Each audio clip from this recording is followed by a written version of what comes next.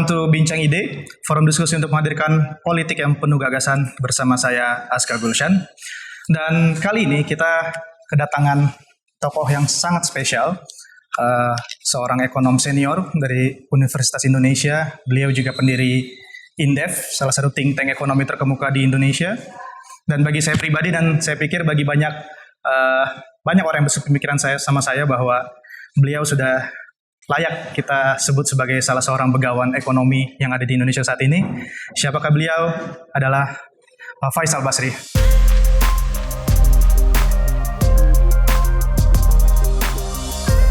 Selamat datang Pak Faisal. Terima kasih. Saya udah pensiun sebetulnya. Oh, sudah pensiun dari UI ya. Jadi tidak ada afiliasi lagi. Oh iya, siap. Dan tidak ngajar. Sudah tidak ngajar. Tapi dulu puluhan tahun ngajar. Oh iya, dari tahun 81. Dari tahun 81. Ya, Pak Faisal.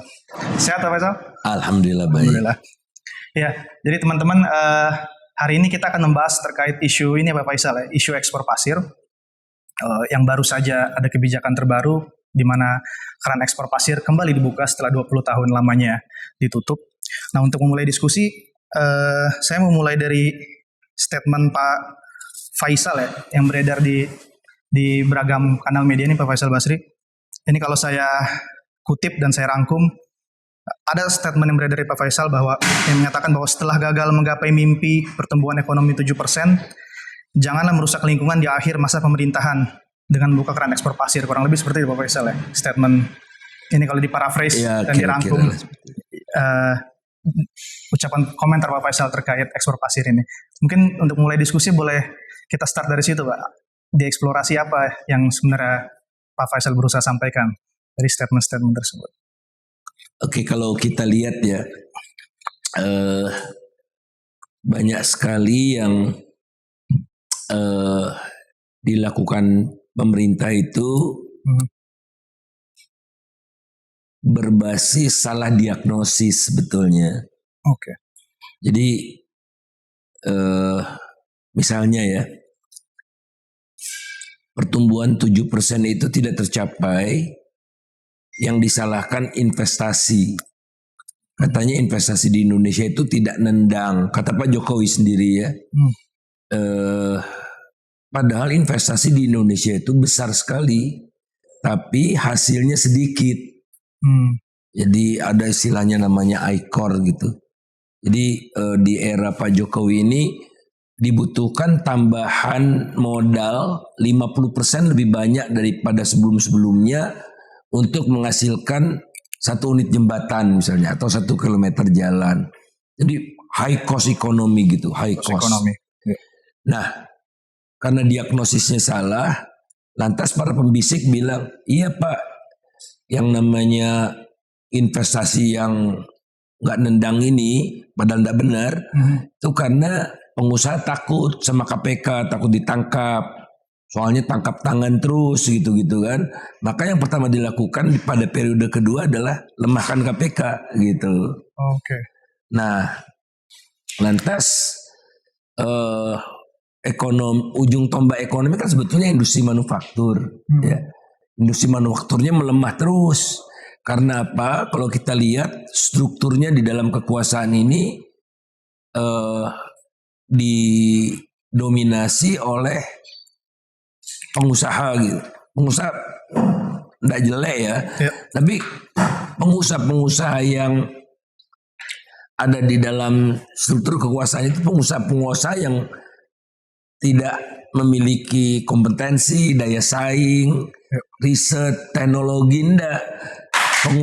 Pengusaha yang mengandalkan sumber daya alam. Jadi kalau kita lihat ya kalau enggak dari batu bara, sawit, nikel gitu ya, pokoknya sumber daya alam yang ujung-ujungnya membuat struktur ekonomi kita makin lemah gitu. Kan contohnya ya, tahun lalu itu ekspor batu bara saja 50 miliar US dollar atau 850 triliun gitu ya. Nah sekarang ini udah mulai turun. Jadi Indonesia sudah hampir 100 tahun merdeka ini kan, tahun 2045 nanti, tapi ekspornya masih model petik jual, Oke. keruk jual, Ada value added. tebang jual. Sekarang mau ditambah lagi sedot jual, sedot pasir dari laut gitu. Karena yang lain-lain udah mulai habis kan. Nah masih ada yang nggak kebagian kan, si oligarki ini yang nggak kebagian. Oh nih pasir nih bisa begitu kan. Ya. Jadi yang nggak ada yang bisa dikatakan pakai otak, otot dan kekuasaan yang membuat kondisinya seperti ini, dan apa aja digarap kan. Dan ini kalau ekspor pasir ini menurut saya ironis sekali. Karena apa? Karena tiap menteri bicaranya beda-beda ya. Jadi contohnya katanya mengutamakan untuk reklamasi di dalam negeri. Ya. Dalam negeri buat apa reklamasi? Luas wilayah kita, luas daratan kita besar, mau direklamasi seperti apa? Paling ada reklamasi kecil-kecilan. Seperti contohnya di New Priok ya. Pelabuhan itu diperdalam ya, pasirnya itu dipakai untuk reklamasi. Jadi ad hoc aja, dekat-dekat gitu. Paling ada Pulau G gitu. Relatif kecil. Kalau Singapura ini kan udah nambah 100 km persegi nih dalam 20 tahun wilayahnya dari 568 km menjadi 600-an, jadi nambah 100 km gitu. Jadi ada yang bilang tidak merusak lingkungan. Lantas selama ini juga udah ada ekspor ilegal gitu ya. Jadi kita legalkan aja gitu. Masya Allah, jadi berpikirnya tuh udah mencapai satu puncak. Kalau menurut saya ini udah mendekati titik didih gitu. Sebentar lagi betul-betul mendidih nih. Ya kalau mendidih kan gelegek itu bergejolak kan. Karena sudah tidak ada lagi yang bisa ditutup-tutupi. Skandal demi skandal ini untuk kesekian kalinya, dan norak gitu. Yang terakhir ini norak ekspor pasir gitu ke negara tetangga, hampir pasti ke negara tetangga ya. Hampir pasti itu bukan untuk reklamasi kita, dan itu menyebabkan pulau-pulau ada yang sudah hilang dulu. Pulau Nipah udah hilang, tapi itu kan perbatasan terluar kita. Betul. Lantas kita dapat uang dari pasir, tapi ongkos untuk membuat Nipah itu tidak hilang lebih besar daripada pendapatan pasir gitu. Jadi ini udah ada rasionalitasnya lah. Tidak ada rasionalitas lagi. Udah hilang semua. Baik, Pak Faisal, mungkin ini kan audiens kita banyak yang kalangan muda gitu ya Pak Faisal. Saya pengen, sedangkan Pak Faisal ini sudah menjadi ekonom, pengamat ekonomi sekian puluh tahun lamanya, tadi sejak 81 sudah jadi dosen di UI. Mungkin kita pengen ngajak flashback dulu, pengen tahu saat tahun 2003 lalu, itu kan kebijakan di mana saat itu saya ingat kalau tidak salah Ibu Megawati Soekarno Putri presidennya diputuskan untuk ditutup keran ekspornya setelah sekian banyak waktu itu ekspor pasir secara masif ke Singapura dan negara-negara lain. Mungkin kalau boleh di flashback saat itu, apa dorongan, apa motivasi atau apa situasi yang membuat Ibu Mega saat itu menutup ekspor pasir itu Pak Faisal? Pulau Nipah itu adalah pulau terdepan. Jangan kita bilang pulau terluar ya, enggak, terdepan. Kalau terluar itu rasanya nggak enak. Ini terdepan. Nah istilah terdepan itu apa? Itulah yang dihitung batas 12 mil laut itu. Oke. Kedaulatan kita itu. Nah kalau pulau itu hilang, kan batas 12 mil lautnya menyusut kan? Iya nggak? Nah sementara Singapura maju terus. Sampai sekarang belum tuntas itu yang namanya sengketa perbatasan dengan Singapura, atau perbedaan lah ya, bukan ya sengketa juga saya bilang gitu. Belum tuntas ini. Karena dengan Singapura ini batasnya berubah terus. Pulau kita hilang, ya, yang terdepan dengan Singapura itu hilang, Singapura makin menjorok ke kita kan. Iya. Jadi berubah-berubah terus, dan yang mendukung perubahan itu adalah kita secara sukarela mengekspor pasir yang memudahkan batas mereka semakin Makin luas. Dekat dengan kita gitu. Jadi waktu itu saya masih ingat Bu Mega datang ke Pulau Nipa atau ada satu lagi pulau yang seperti itu nasibnya saat ya. itu beliau masih presiden hadir. Si presiden hadir ke sana, pancangkan bendera merah putih. Inilah Bu Megawati langsung kota terdepan, pulau terdepan kita gitu.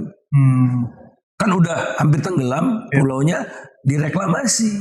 Oke. Jadi kan saya rasa tidak ada ketololan yang luar biasa ya. Jadi kita jual pasir, kemudian nanti terjadi kan mendapatkan pasir itu nyedot dari bawahnya, terus nanti pulaunya kan makin lama makin terkikis kan, betul. Hilang, lama-lama hilang, ditambah lagi global warming. Iya. Dan si pasir laut ini kan sebetulnya pengikat CO, karbon, dia mengikat. Nah kalau pasirnya makin lama makin dikeruk gitu, yang udah alami itu, maka pemanasan global kontribusinya besar dari sana gitu. Oke. Jadi kita nih ngomong apa gitu menjadi tidak jelas karena kepentingan itu. Dan tapi yang paling saya sedih itulah selama ini sudah terjadi yang namanya ekspor ilegal. Daripada ilegal terus kita legalkan. Kan udah nggak benar itu, ilegal. Kan kita punya polisi laut, punya macam-macam. Kedua itu yang kita akan ambil kata pemerintah tuh sedimennya. Iya. Kalau ada di laut nggak bisa pilah-pilah sedimen dengan pasir. Oke. Dan kita tanya sedimennya karena apa? Sedimentasi itu terjadi karena di pulau-pulau itu terjadi kerusakan alam ya, entah penebangan pohon, kemudian hutan bakaunya terkikis habis itu seperti di beberapa tempat itu ya. Nah sehingga menyebabkan sedimentasi. Nah oleh karena itu yang kita jual bukan pasir lautnya, sedimentasinya gitu. Seperti ini nih rakyat Indonesia tolol semua di mata pemerintah ini. Saking udah sudah parahnya gitu. Jadi kalau kita flashback yang 2003 lalu berarti kenapa Bu Presiden Megawati saat itu melarang ekspor karena tadi faktor hilangnya teritorial kedaulatan kita, terutama itu wacananya. Dan tidak menguntungkan siapapun. Nelayan dirugikan. Baik. Karena kan keruh tuh airnya sehingga ikan-ikan itu menjauh. Iya. Tidak ada makanan lagi dari biodiversity yang tercipta itu. Ekosistem lautnya dirusak. Ikan nggak datang, nelayan makin menjauh ke tengah laut.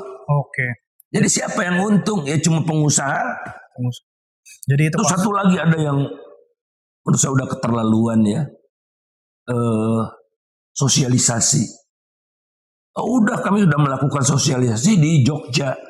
Dihadiri oleh 29 orang, terdiri dari pejabat KKP, ya pengusaha laut, pengusaha pasir laut, dan pemilik kapal-kapal sedot pasir laut. Gila ini sosialisasi untuk mempercepat pengerukan. Jadi rakyat Indonesia tidak dianggap sebagai stakeholders. Jadi menurut saya sih udah gila deh. Nah itu dia, makanya itu jadi ini concern kami Pak. Jadi kalau tahun 2003 lalu, 20 tahun yang lalu sudah ada concern seperti yang Pak Faisal jelaskan tadi gitu ya, sehingga 22 tahun yang lalu ya. 22 tahun yang lalu ya, sehingga hampir 22 tahun. Presiden Megawati memutuskan ditutup keran ekspor pasir.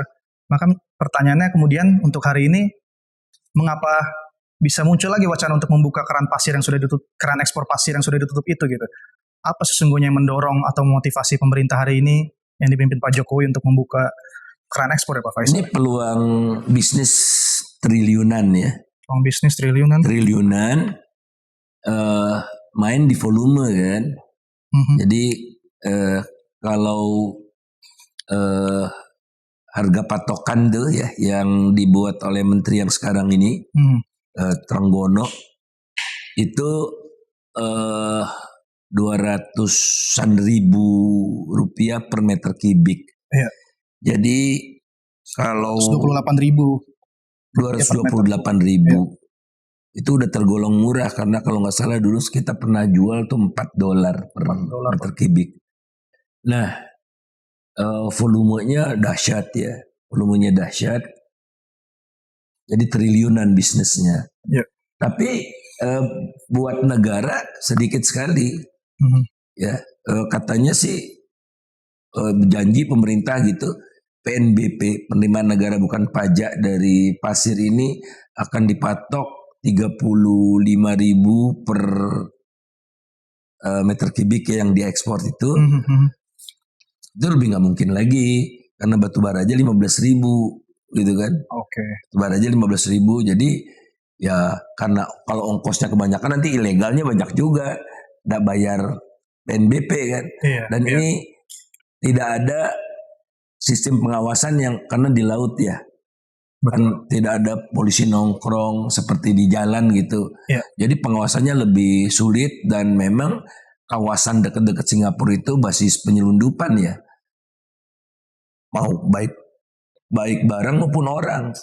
Kan sekarang ada yang namanya human trafficking, jual jadi budak segala macam. Itu Pak Mahfud baru dari Batam sana, itu udah terkenal di sana. Nah jadi menurut saya sih udahlah, karena ini menguntungkan segelintir pengusaha yang dapat konsesi saja, negara nggak dapat apa-apa, kerusakannya negara yang bayar gitu. Menurut saya wajib dihentikan. Nah yang paling menderita kan anak muda ya. Kalau saya usia udah senja, bentar lagi dipanggil oleh Tuhan gitu, saya tidak akan mengalami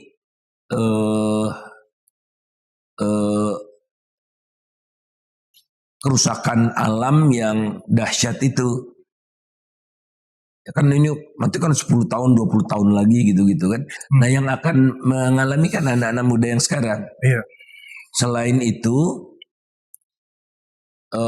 concern anak muda harusnya, satu, dia tidak boleh diwariskan kerusakan alam. Kedua, jangan mengeksploitasi kekayaan alam SDA, sumber daya alam kita secara ugal-ugalan, sehingga semua kan semuanya udah dibagi-bagi nih, udah habis. Masih ada yang belum dapat, pasir laut nih gitu. Jadi generasi akan datang 20 tahun lagi apa? Nikel 13 tahun lagi habis. Batu bara masih agak banyak, memang minyak kita 9 tahun lagi habis. Jadi kalian dapat apa?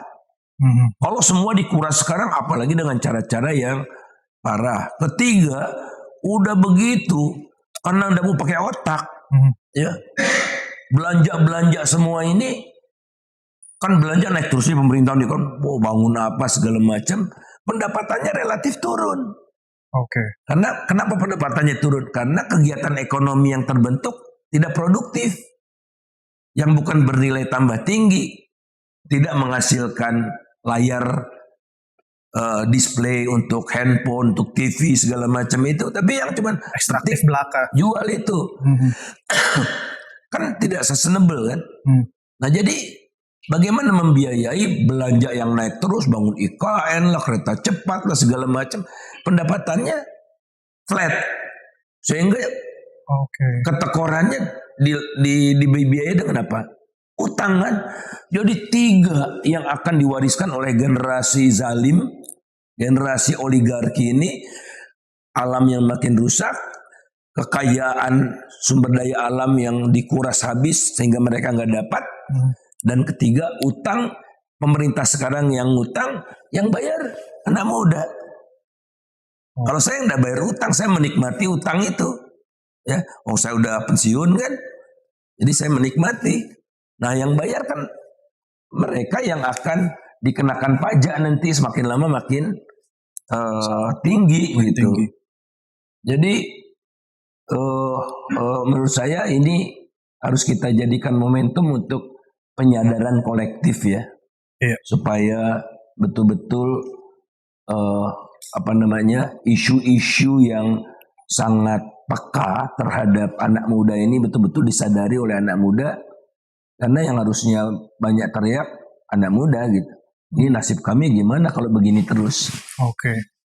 Tapi apa pandangan Pak Faisal terhadap apa namanya penjelasan atau pembelaan dari pihak pemerintah ya? Misalnya kan kemarin Presiden Jokowi atau Pak Menteri Trenggono dan jajaran menjelaskan, tadi sebenarnya sudah disinggung berapa oleh Pak Faisal ya, bahwa ini yang di peraturan di PP 26 2023 ini adalah sedimen laut, bukan pasir laut. Mereka ya pihak teman-teman di pemerintahan berusaha memisahkan dua hal itu. Jadi ini seakan-akan kalau dari perspektif ekonomi mungkin tentu dari lingkungan akan banyak pertanyaan, tapi dari ekonomi ini semacam memanfaatkan sumber daya yang selama ini mungkin belum tervaluasi secara maksimal. Misalnya, dan tadi memang sudah disinggung juga ya, bahwa potensi penerimaan negara bukan pajak dan lain-lain. Kecil sekali, itu sudah diakui oleh Kementerian Keuangan. Kalau dibuat penerimaan negara, yang BKF bisa dikatakan tidak berarti gitu. Jadi buat siapa? Lagi-lagi kan gitu kan. Secara penerimaan tidak signifikan. Mirip sama galian C. Oke. Nah galian C, jadi galian A yang emas apa segala macam itu kan udah habis nih. Sampai galian C, kalau ada galian Z dimakan juga tuh oleh oligarki itu. Kalau nggak signifikan berarti apa yang dicari atau apa yang dituju? Ya itu tadi, untungnya kan nggak pakai otak. Jadi yang pemilik lisensi pasir ini dapat lisensi, dapat kertas dia. Nah kertas itu adalah izin untuk mengeksploitasi dan menjual kan. Nah dia nggak kerja, modal kertas ini, berdasarkan kertas ini dia pinjam ke bank kan. Nih saya ada nih pendapatan untuk bayar cicilannya. Kemudian yang nyedot perusahaan lain yang spesialis menyedot pasir pakai kapal gitu, disedot begitu kan. Ya, jadi yang nggak perlu apa-apa kecuali kedekatan itu. Ya, siapa yang nggak mau bisnis tidur dapat uang? Oke. Semirip seperti batu bara itu. Jadi secara cepat dan mudah. Iya. Tanpa berpikir tadi untuk kan kita lihat sekarang mungkin ada yang nggak kebagian ya, nggak kebagian dalam artian kan Pak Jokowi ini praktis kecuali 2 partai kan pendukung Jokowi. Kan udah ada yang gratis. Nah nanti saya kasih konsesi ini ya, kamu konsesi ini. Kan partai makin banyak yang dukung. Ya, terakhir PAN masuk. Ya. Ya ada kompensasinya dong gitu. Saya mendukung gitu kan. Partai lain juga seperti itu gitu kan. Nah ini konsesinya harus dibagi rata. Nah barangkali semua sudah kan, mana lagi nih batu bara udah ndak ada yang nganggur lagi, ndak ada yang nganggur, tinggal pasir laut. Sebentar lagi saya ndak tahu apalah yang mau dikasih ke anggota-anggota oligarki itu. Untuk mendukung Pak Jokowi 2 periode gitu kan. Sekarang untuk mendukung siapapun yang di presiden melindungi Pak Jokowi gitu kan. Jadi terus nih uangnya makin banyak yang dibutuhkan untuk mendapat dukungan itu. Ini berarti sejalan nih Pak Faisal. Kemarin kami mengutip beberapa pendapat dari beberapa ahli lain. Misalnya ada seorang ahli kelautan dari IPB memang sejalan dengan Pak Faisal tadi sebenarnya menyatakan bahwa ekspor pasir ini memang hanya menguntungkan oligarki.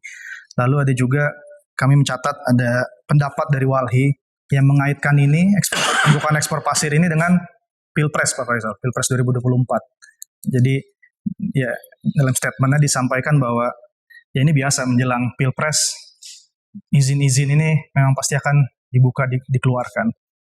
Apa pandangan Pak Faisal terhadap? Memang polanya seperti itu ya, walaupun tidak ada bukti, tapi polanya seperti itu. Jadi kan di dunia ini hampir tidak ada atau mungkin tidak ada sama sekali yang sifatnya kebetulan, ya kan? Kebetulan. Nah, kemudian kita lihat di masa-masa lalu itu konsesi itu pada umumnya menjelang pemilu itu diberikan untuk izin impor. Ya kan? Menjelang pemilu memang ya momentum.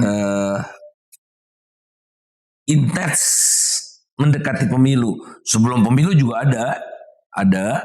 Ya. Contohnya dulu PKS kan daging sapi. Ya. Kemudian bawang putih. Ya. Menurut Pak Riza Ramli itu rentenya itu 17 triliun dari bawang putih saja. Ya, kemudian 17 triliun ya. Kita ini sudah lama tidak impor beras. Ada impor beras tapi kan 200.000, 300.000 ton aja satu tahun. Nah, menjelang pemilu ini sudah diumumkan ada rencana impor 1,5 juta ton. Rencana tahun ini? Tahun ini 1,5 juta ton. Oke. Kemudian impor gula. Tahun 1937 dulu namanya masih Hindia Belanda ya. Itu Hindia Belanda itu pengekspor gula terbesar kedua di dunia setelah Kuba. Sekarang Indonesia pengimpor gula terbesar di dunia, 6 juta ton tahun lalu. 6 juta ton, untungnya minimum 2.000. Kali aja 6 juta, 12 triliun. Untungnya ya. Dan itu hanya diberikan kepada 11 perusahaan.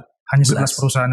Satu milik Tommy Winata, 2 milik Martua Sitorus, 3 milik Edi Kurniadi, dan saya yang beberapa lupa, tapi totalnya 11 gitu. Dan itu dilindungi lewat undang-undang. Dulu pabrik-pabrik gula rafinasi itu boleh mengimpor raw sugar, tapi setelah 3 tahun beroperasi harus nanam tebu atau beli tebu dari rakyat. Sekarang kewajiban itu dihapuskan lewat Omnibus Law. Jadi semua legal. Jadi iya, pendapat tadi ada benar berarti memang. Jadi bahkan tidak hanya ekspor pasir saja yang dibuka, memang di berbagai sektor lain pun menjelang pemilihan ini memang. Jadi kuota impor, ya, satu kuota impor. Kemudian yang kedua itu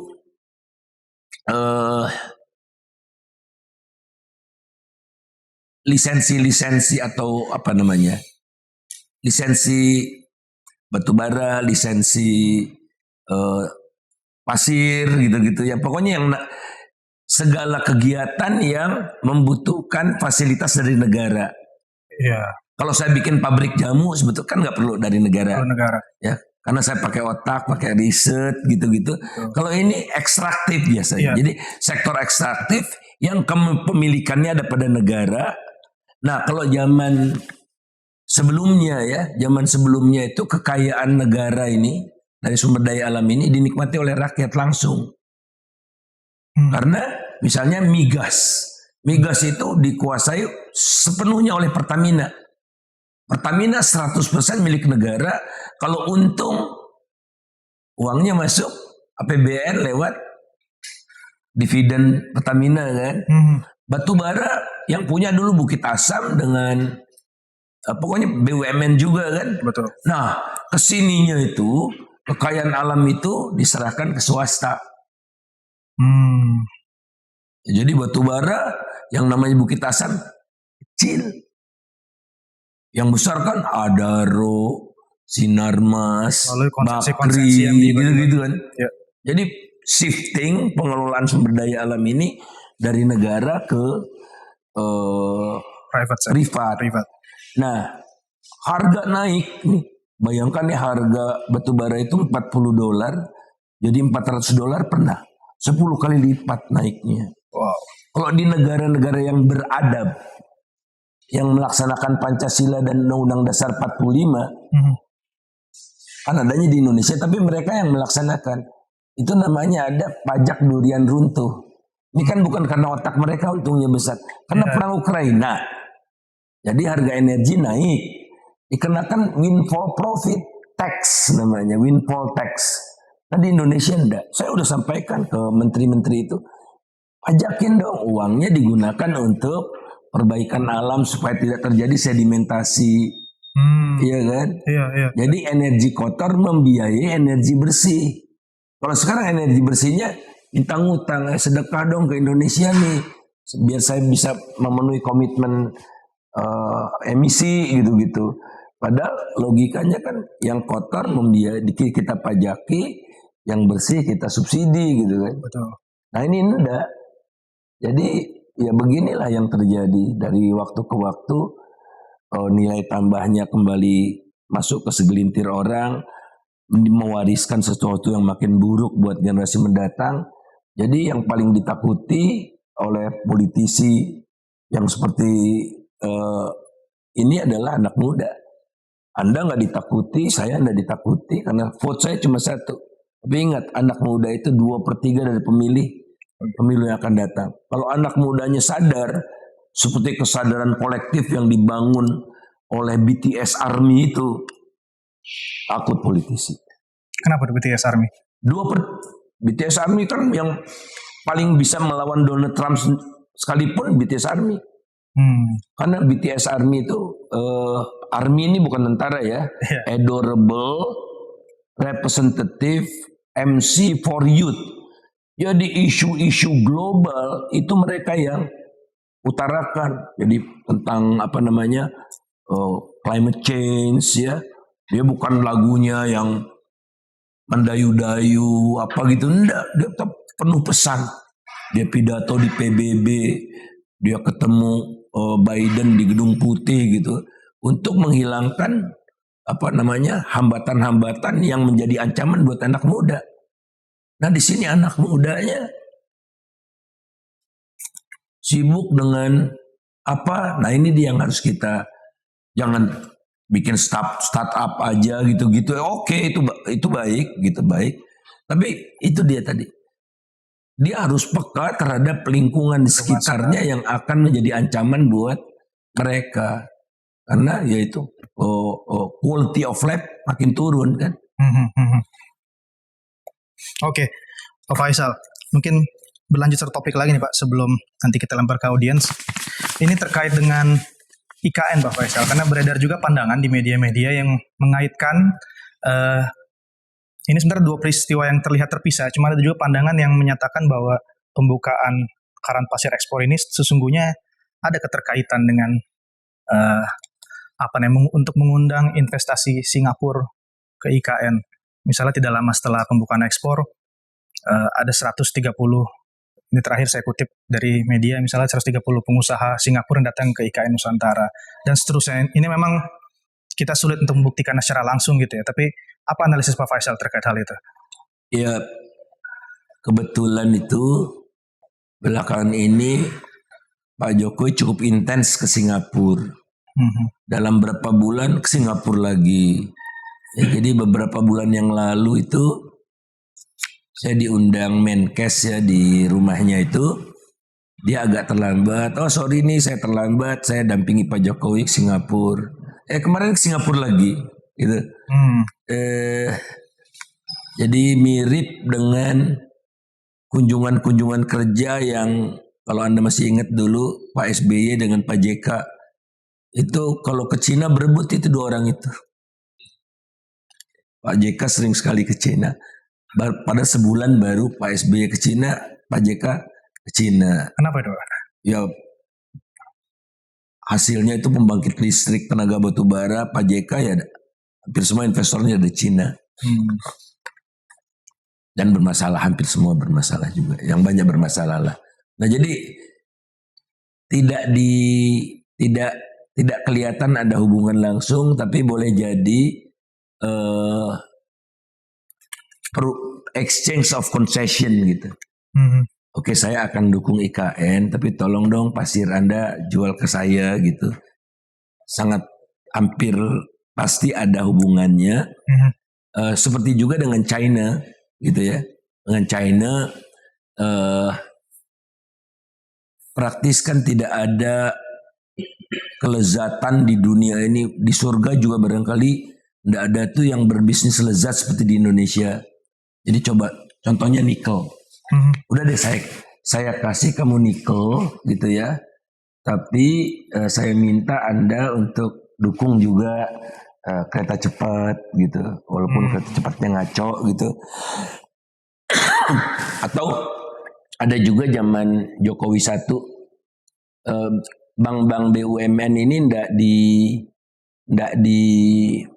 nggak meminta tapi dapat kucuran kredit. dari Development Bank of China kalau nggak salah 2,5 miliar US dollar per perusahaan gitu ya, per bank itu. Nah ini ada excess of concession.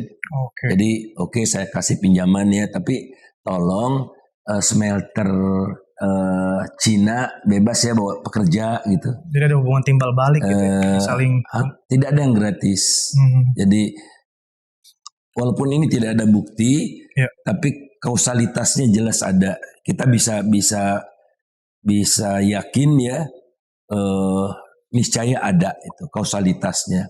Nah, siapa yang menjadi pelaku-pelaku jadi kan ini ada 2 proyek ya, timbal balik gitu. Kemudian Anda bisa lihat pelaku-pelaku yang terlibat, pelaku swastanya. Nah, disitulah kelihatan itu kaitan-kaitannya tadi. Apa contohnya Pak Faisal mungkin kalau? Saya di nikel, nikel. Ya sampai kenikmatannya tuh hidup di surga. Saya bilang kenapa? Jadi dan betapa bodohnya negeri ini. Jadi kita kan melarang ekspor biji nikel. Pemerintah melarang ekspor biji nikel. Jadi smelter itu dapat biji nikel dari Indonesia, smelternya kan datang biji nikel dari Indonesia. Harganya berapa? Harganya kalau di pasar Shanghai tahun misalnya ya satu momen tertentu $80. Jadi kalau kita ekspor biji nikelnya $80. Nah tapi pemerintah menetapkan harga biji nikel untuk smelter itu cuma $34. Gila nggak? Ya datanglah semua ke Indonesia. Kalau smelter di Cina belinya $80, smelter di Indonesia $34. Kemudian selama 20 tahun lebih nggak bayar pajak. Pajak keuntungan perusahaan. Ya kan? Tidak bayar PPN.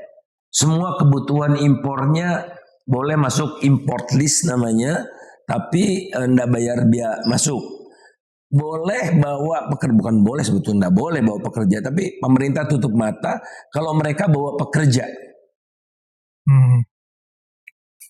Tidak perlu pakai visa kerja. Kalau pakai visa kerja bayar $100 per orang per bulan. Kalau visa kunjungan mereka bebas bayar. So, silakan. Sehingga keuntungannya bisa dihitung luar biasa. Negara ini udah rugi ratusan triliun. Kerugian negaranya ratusan triliun rugi.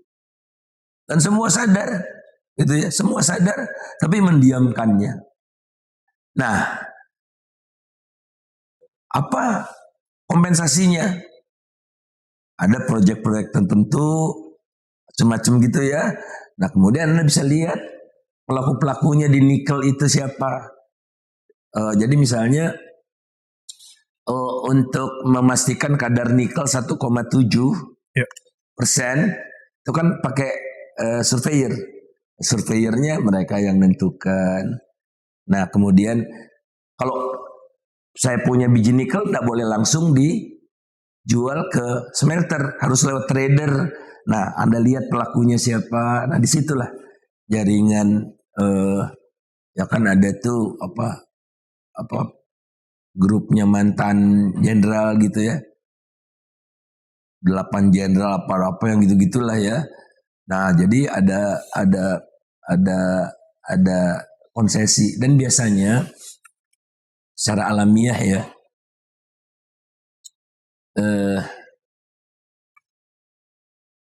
investor yang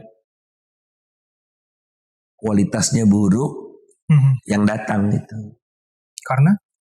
Ya karena nggak mungkin investor dari Amerika, dari Eropa, dari Australia mau. Mereka bisa ditangkap kalau kong kali kong. Nah kalau makanya investasi di Indonesia paling banyak dari mana? Singapura, nomor 2 Hong Kong, nomor 3 China. Nah mereka nggak ngurusin HAM gitu ya. Kalau negara-negara Amerika harus clean energy, HAM. oh gitu-gitu kan lingkungan. Nah mereka nggak perlu standar-standar yang tinggi seperti itu. Jadi datanglah nih begundal di Cina sama begundal di Indonesia. Di Cina juga banyak yang bagus perusahaan, tapi yang datang di sini yang cenderung begundal. Nah, begundal sama orang baik nggak bakal bisa ketemu. Jadi mereka cari begundal di dalam negeri. Sehingga, waduh, pesta pora lah mereka kan. Baik Pak Faisal, ini menarik sekali analisis tajam ya. Ini kita sudah, mungkin sekarang waktunya untuk kita coba tanya ke audiens ya Pak Faisal ya. Monggo, saya akan buka 2 penanya dulu barangkali. Jika ada yang ingin menanyakan, masnya satu lagi.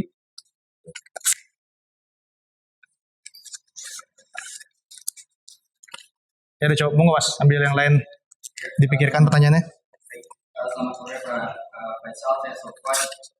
Sebetulnya ada nggak sih Pak hubungan antara kegagalan pemerintah dalam membangun atau memperkuat industri di industri yang kita rasakan, dan akhirnya pemerintah yang semakin liar dalam mengeksplorasi sumber daya alam ataupun membiarkan sektor biasa misalnya tumbuh tapi menciptakan informalitas.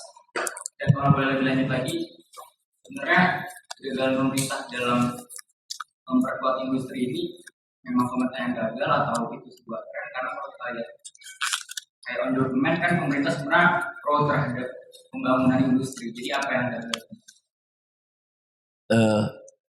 Pemerintah itu jarang bicara industrialisasi. Kan biasanya kalau kita berindustri prosesnya disebut industrialisasi, ya kan?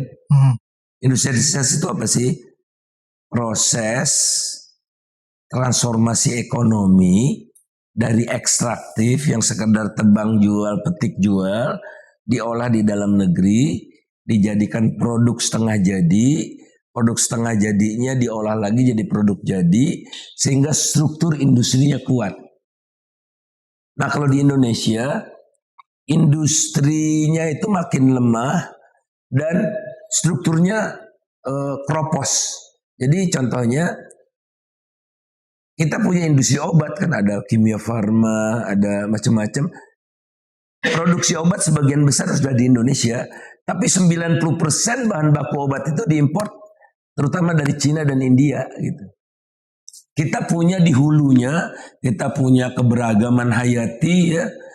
Kita punya pabriknya di hilir, tengahnya kosong. Jadi kita import.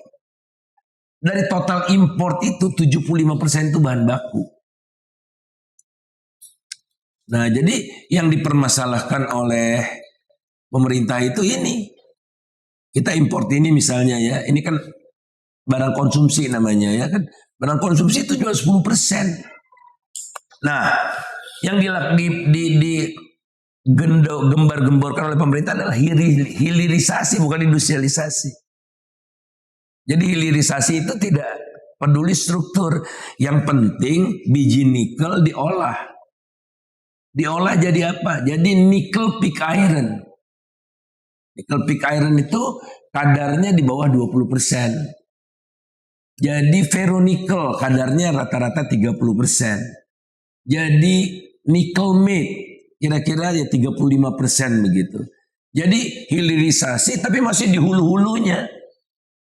100% hampir ya. Yang saya katakan nickel pig iron, ferronikel itu hampir 100% bukannya dimanfaatkan oleh industri di dalam negeri untuk menghasilkan sendok, garpu, enggak, dijual ke China. Jadi hilirisasi di Indonesia adalah untuk mendukung industrialisasi di China. Sendoknya kita beli dari China. Bukan dari nikel itu kita bikin ferronikel dan akhirnya bikin sendok, garpu dan pisau. Enggak. Karena namanya hilirisasi. Kalau industrialisasi struktur di kitanya jadi kuat. Tercermin dari bahan baku yang kita import makin lama makin sedikit gitu. Tidak bicara industrialisasi. Tidak bicara sama sekali. Dan inilah kritik kita. Dan kalau teman-teman ada barangkali dari ekonomi gitu ya, nggak ada tuh di buku teksnya juga nggak ada. Gitu. Nah, Hilirisasi tidak semata-mata di zaman Pak Jokowi, tapi sejak zaman Pak SBY ya. Nah, tapi hilirisasinya ada kajian. Kebetulan saya pernah diminta kajian oleh UKP 4 Pak Kuntoro waktu itu. Hilirisasi. Jadi beda satu dengan yang lain. Jadi Pak Jokowi ini pukul rata. Jadi di tempatnya, di kampungnya Pak Marco, itu mau dilarang ekspor timah. Nah, tapi beda dengan nikel. Timah yang kita ekspor itu adalah timah ingot, batangan sudah. Jadi 60%. Kalau pasir timah dari dulu sudah dilarang gitu. Jadi dipukul rata. Sekarang bauksit. Nah, bauksitnya agak lucu. Kita punya bauksit. Bauksit itu diolah jadi alumina. Setengah jadinya. Alumina itu diolah jadi aluminium. Selama ini kita cuma punya aluminiumnya kita punya. Tapi yang memiliki Jepang. Asahan, di Asahan ya. Bauksitnya punya, aluminanya enggak punya. Nah, hilirisasi yang terjadi, kan bauksit mau dilarang juga ekspornya mulai tahun ini rencananya. Jadi biji bauksit itu dilarang ekspor. Jadi datanglah smelter-smelter dari China juga banyaknya untuk mengolah alumina. Nah, aluminanya kan digunakan oleh Asahan kan? Enggak. Asahan belinya dari Australia aluminanya. Produk alumina si Cina dibawa ke Cina untuk mendukung industri di Cina. Nah, itu namanya bukan industrialisasi. Ya kan, tidak terbentuk struktur yang kuat di dalam negeri kan. Nah, pertanyaannya mengapa Asahan membeli bukan dari smelter Indonesia gitu. Ya karena lebih mahal, lebih murah beli dari Australia gitu. Alasannya banyak ya, kita bisa diskusikan. Jadi banyak yang aneh-aneh gitu. Karena itu dia tadi menggampangkan. Dan kedua adalah tanpa kajian yang komprehensif antara satu dengan lain komoditi itu. Jadi struktur industri berbeda-beda. Jadi misalnya Freeport kan, Freeport perusahaan tambang apa perusahaan industri? Tambang kan. Perusahaan tambang dia spesialisasinya di tambang, dia nggak ada minat berindustri. Tapi si Freeport dipaksa untuk bikin smelter. Dia spesialis, kemampuannya nguras kekayaan alam yang ada di bawah gitu. Jadi dia perusahaan tambang. Karena spesialisasinya di sana, ya dia fokusnya di sana. Tapi dipaksa juga bikin industri. Kan gak masuk akal. Iya kan? Jadi jangan dipaksa-paksa gitu maksud saya tuh. Petani, ya jadi petani gitu. Contohnya juga ini, perusahaan penangkap ikan. Dipaksa untuk punya pabrik pengolahan ikan. Jadi syarat untuk bisa nangkep ikan Anda harus punya pabrik. Beda, model bisnisnya beda gitu. Nah yang penting kan ada iklim yang memungkinkan semua orang itu bisa bahu-membahu gitu ya. Tapi jangan dipaksa, orang kan spesialisasi. Kalau saya penguasa pada saat yang sama jadi pengusaha ya seperti di Indonesia inilah. Kan istilah Pak Rizal Ramli peng-peng. Peng-peng. Sebetulnya peng-peng ya. Peng-peng. Pengusaha, penguasa di satu tangan. Nah itulah. Jadi kembali menurut saya kalau tidak salah sih sekarang sedang disusun juga ya rancangan undang-undang terkait konflik of interest ini yang bikin rusak tuh konflik of interest itu. Baik, terima kasih Pak Faisal Basri. Barangkali saya buka satu kali lagi. Jika ada yang masih ingin bertanya. Atau mungkin bapak-bapak yang senior juga monggo jika mau. Yang senior sih sudah sambil ngopi. Oh, sudah sambil ngopi tadi saya. Yang di belakang?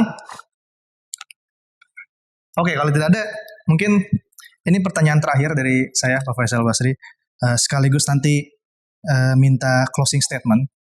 Jadi memang tadi banyak sekali analisis dan informasi baru yang kami dapatkan dari Pak Faisal. Jadi balik lagi ke isu ekspor pasir, memang satu hal yang bisa kita lihat sesungguhnya ini sudah beyond isu ekonomi dan lingkungan gitu ya Pak ya. Jadi kalau kami melihat bahwa ini sudah bukan lagi isu teknokratis. Gak minum ya? Semangat, bukan lagi sekedar permasalahan teknokratis dalam bidang ekonomi maupun lingkungan. Kenapa? Karena ini sudah menyangkut juga teritori NKRI gitu. Jadi ini sebenarnya kita berbicara hal yang lebih besar lagi. Ini sudah menyangkut dengan kedaulatan negara, dan kata lain sudah menyangkut dengan nasionalisme kita gitu Pak Faisal.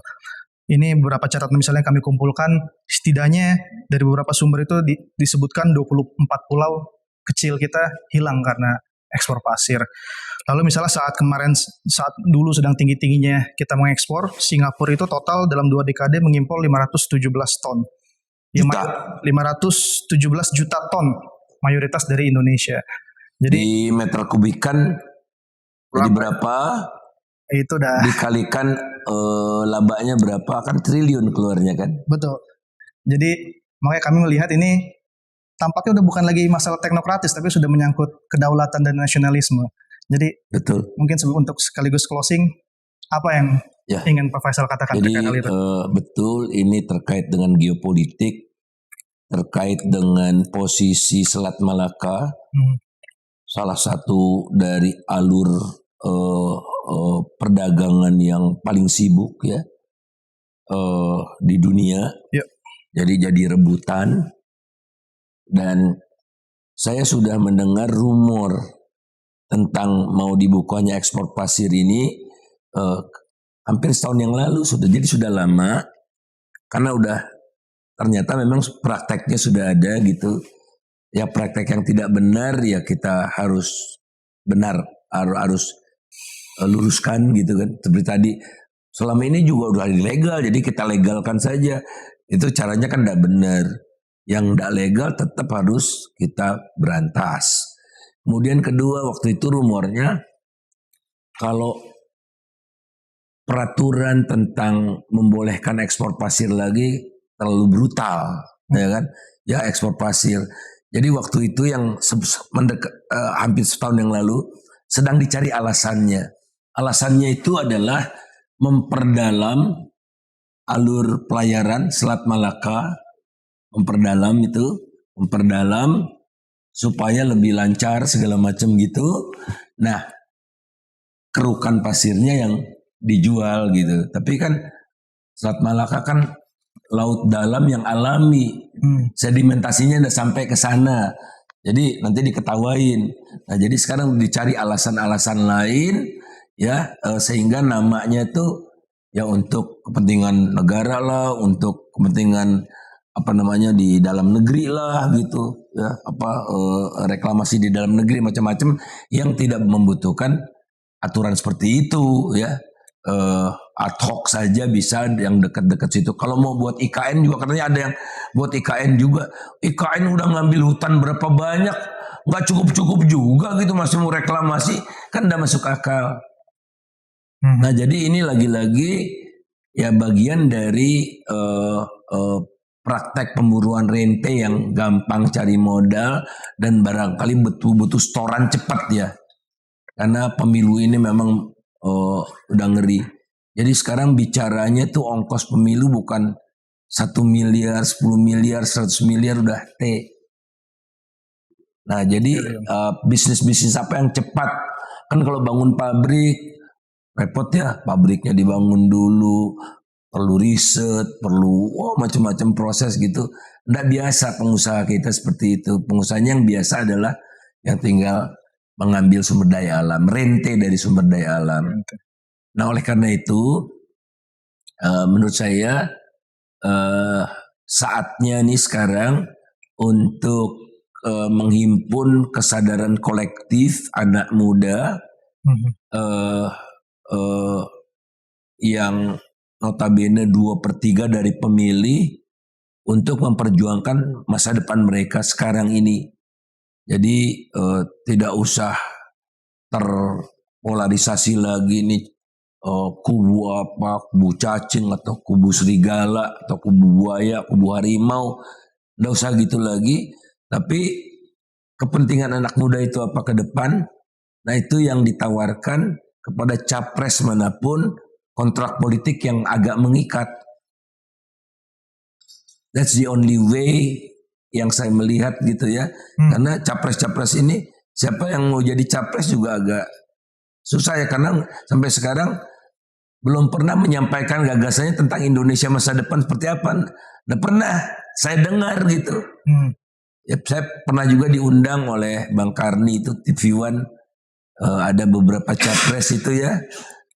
Ada AHY, ada Sandiaga Uno, ada Anies Baswedan, ada Gubernur Jawa Barat Ridwan Kamil. Itu temanya adalah calon pemimpin bangsa bicara gitu. Tapi tidak satu pun keluar gitu. Satu pun keluar. Makanya saya tanya, saya sebagai panelis gitu, apa yang Anda tawarkan buat Indonesia masa depan gitu.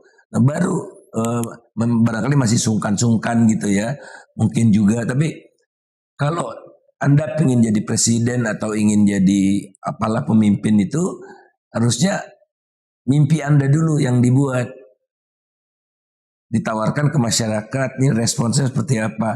Ada satu saya harus mengatakan ya, pernah peluncuran buku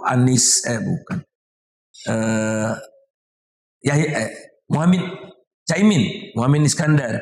Dia menawarkan tuh lewat buku. Nah, budaya itu yang harus kita tuntut dari mereka sebelum misalnya mereka